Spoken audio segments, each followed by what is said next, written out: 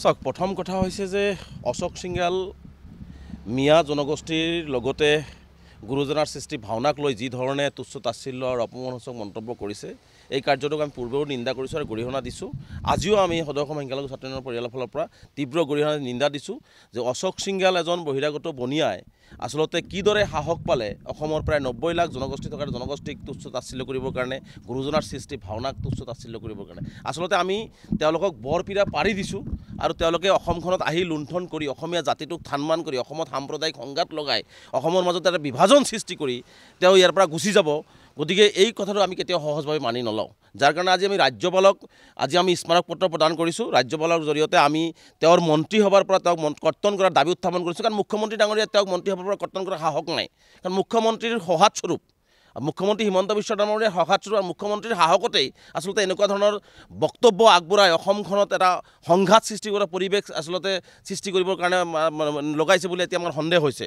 গতিকে আমি স্পষ্টভাৱে ৰাজ্যপালক আজি স্মাৰক পত্ৰ প্ৰদান কৰিছোঁ যে স্বাস্থ্য বিভাগৰ দ্বাৰা এটা বিয়াগম বিভাগ, যি বিভাগত সকলো জাতি জনগোষ্ঠীৰ মানুহে ট্ৰিটমেণ্ট হয়, কিন্তু আজি অশোক সিংগালে এই কথাটো বুজাই এনেকুৱা লগাইছে যে স্বাস্থ্য বিভাগতো মানুহক ট্ৰিটমেণ্টৰ পৰা বঞ্চিত কৰিব আৰু স্বাস্থ্য বিভাগৰ মাজত এটা বিভাজন যাতে হয়, হিন্দু মুছলমান হয়, মিয়া হয়, এই ধৰণৰ মানে ৰোগীৰ মাজত এটা বিভাজন সৃষ্টি হ'ব পাৰে, এই পৰিৱেশটো তেওঁ কৰিবৰ কাৰণে এনেকুৱা ধৰণৰ মন্তব্য আগবঢ়াইছে। আৰু মই এতিয়া অশোক সিংগাল চাওক কিমান নিম্ন মানসিকতাৰ, কিমান দুতলীয়া, কিমান দুমুখীয়া চৰিত্ৰৰ মানুহ, তাক মই এটা প্ৰমাণ আপোনালোকক দিছোঁ। আমি যোৱাকালিও আমি এইটো সৰজমিন তদন্ত কৰিছোঁ। নবীন নগৰত প্ৰত্যেক কোম্পানীয়ে যি বিল্ডিং সাজি আছে, যি ধৰণৰ ঘৰ সাজি আছে, সেই ঘৰৰ হাতৰ পৰশ কাৰ অশোক সিংগালে ইয়াৰ উত্তৰ দিব লাগিব। সেই ঘৰখনৰ টাইলছ কোনে লগাই আছে ইয়াৰ উত্তৰ অশোক সিংগালে অসমবাসী ৰাইজক দিব লাগিব।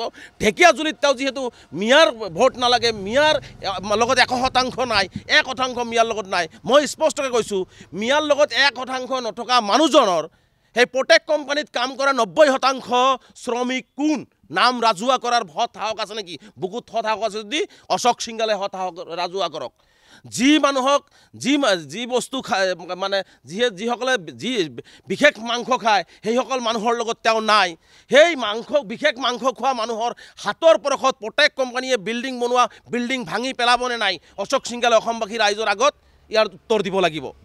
গতিকে আমি সেইকাৰণে কৈছোঁ যে এইটো এটা দুতলীয়া দুমুখীয়া চৰিত্ৰৰ সাম্প্ৰদায়িক বিষবাস্প পৰা অসম বিৰোধী, অসমীয়া জাতি বিৰোধী, অসমৰ সভ্যতা সংস্কৃতিৰ বিৰোধী এজন মানুহক এনেকুৱা বৰপীৰা পাৰি দি আজি আমি অসমখন ধ্বংসৰ পথলৈ লৈ গৈ আছোঁ। গতিকে অসমবাসী ৰাইজে সজাগ হ'ব লাগে, অসমবাসী ৰাইজে সচেতন হ'ব লাগে আৰু এই ধৰণৰ মানুহক অসমৰ ৰাজনৈতিক জীৱনৰ পৰা, সামাজিক জীৱনৰ পৰা বয়কট কৰিব লাগে। আৰু এটা উদাহৰণ আপোনালোকক দিছোঁ, অশোক সিংগাল যদি ইমানেই মিয়া বিদ্বেষী, মিয়াটো তেওঁৰ লগত নাই, তেওঁক দৰকাৰ নাই, অশোক সিংগালক মিয়াৰ দৰকাৰ নাই, অশোক সিংগালৰ চাৰ্টিফিকেটৰ দৰকাৰ নাই, অশোক সিংগালক মিয়াৰো প্ৰয়োজন নাই।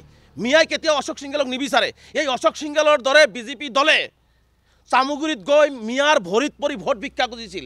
যদি সাহস আছে, মিয়াৰ ভোট নালাগে, মিয়া অঞ্চলত প্ৰাৰ্থিত্ব নিদিওঁ, মিয়া অঞ্চলত কেম্পিং নকৰোঁ, বিজেপি নাযাওঁ, এই কথাটো স্পষ্ট কৰি ৰাজহুৱা কৰাৰ বহুত হত সাহস আছে যদি বিজেপি দল আৰু অশোক সিংগালে ঘোষণা কৰক। আজি মিয়াৰ অশোক সিংগাল দৰমহা ক'ৰ পৰা খাই আছে? অশোক সিংগালৰ পেটৰ ভিতৰত যিটো খাদ্য তেওঁ কিনি খাই আছে, যিটো সময়ত তেওঁ পৰিয়াল পোহপাল দি আছে, সেই দৰমহাত ৰাইজৰ কৰৰ জৰিয়তে সেই দৰমহা দিয়া হয়। সেই কৰৰ মাজত মিয়াৰো কৰ আছে, মিয়াও টেক্স দিছে। মিয়াৰ টেক্সত নিজৰ পৰিয়াল নিজে পোহপাল চলি আছে আৰু মিয়াক তেওঁ তুচ্ছ তাচ্ছিল্য কৰিছে। গতিকে এই ধৰণৰ দুমুখীয়া চৰিত্ৰ আমি অসমবাসী ৰাইজৰ আগত অৱগত কৰিলোঁ। গতিকে এনেকুৱা ধৰণৰ বিষাক্ত, এনেকুৱা ধৰণৰ দুমুখীয়া চৰিত্ৰৰ সাম্প্ৰদায়িক বিষবস্প পৰা মানে ৰাজনৈতিক নেতাৰ পৰা আঁতৰত থাকিবৰ কাৰণে অসমবাসী ৰাইজক আমি আহ্বান জনাইছোঁ। আজি গুৰুজনাৰ সৃষ্টি ভাওনাক আজি অপমান কৰিলে, আজি প্ৰেছ ক্লাবে বাৰে বাৰে দাবী উত্থাপন কৰাৰ পিছত আজি চাওক কিমান স্পৰ্ধা। প্ৰেছ ক্লাবৰ সেই সাংবাদিক ভাইসকলে, সেই সাংবাদিক বন্ধুসকলে আজি সঁচা কথাটো উত্থাপন কৰাৰ কাৰণে সাংবাদিক বন্ধুসকলক আজি তেওঁলোকে ভাবুকি প্ৰদান কৰিলে যে সাংবাদিকৰ বিৰুদ্ধে ব্যৱস্থা গ্ৰহণ কৰা হ'ব। আজি অসমীয়া যুৱকে আজি ভাওনাৰ প্ৰতি আমাৰ আধ্যাত্মিক যিটো চেতনা ভাৱধাৰা, সেই ভাৱধাৰাৰ কথাটো যেতিয়া অপমান কৰা হৈছে, তেতিয়া সাংবাদিক বন্ধুসকলে অসমীয়া যুৱক হিচাপে তেওঁলোকে কথাখিনি উত্থাপন কৰাৰ কাৰণে তেওঁলোককে ওলোটাই ব্লেম দিয়া হৈছে। আজি প্ৰেছ ক্লাবেও কিন্তু তেওঁলোকক কথাটো আজিও আকৌ দৃঢ়তাৰে প্ৰকাশ কৰিছে যে অশোক সিংগালে মাফ খুজিব লাগে। তো অসমবাসী ৰাইজে বিবেচনা কৰক, যিজন ব্যক্তিয়ে প্ৰেছ ক্লাবৰ সভাপতিক মিছলীয়া ক'ব পাৰে, যিজন ব্যক্তি অসমীয়া যুৱকৰ সন্মুখত গুৰুজনাক সৃষ্টিক অপমান কৰি তাৰ পিছতো তেওঁ মিছাৰ আশ্ৰয় ল'ব পাৰে, তেনেহ'লে এই ধৰণৰ ব্যক্তিক কিয় মুখ্যমন্ত্ৰীয়ে প্ৰশ্ৰয় দিছে সেই কথাটোৱে আমি হাতৰ হৈ ৰ'ল, যাৰ কাৰণে আমি ৰাজ্যপালৰ হস্তক্ষেপ বিচাৰিছোঁ। ৰাজ্যপালক এইজন মন্ত্ৰীৰ আচলতে আনফিট মন্ত্ৰীক যোগ্যতা নাই, তেওঁৰ যোগ্যতাহীন মন্ত্ৰী এজন, তেওঁৰ এই মন্ত্ৰী থকাৰ যোগ্যতা নাই, নৈতিক অধিকাৰ হেৰুৱাই পেলাইছে। গতিকে এই মন্ত্ৰিত্বৰ পৰা কৰ্তন কৰি তেওঁক অপহৰণ কৰাৰ দাবীৰে আমি আজি ৰাজ্যপালক স্মাৰক পত্ৰ প্ৰদান কৰিছোঁ।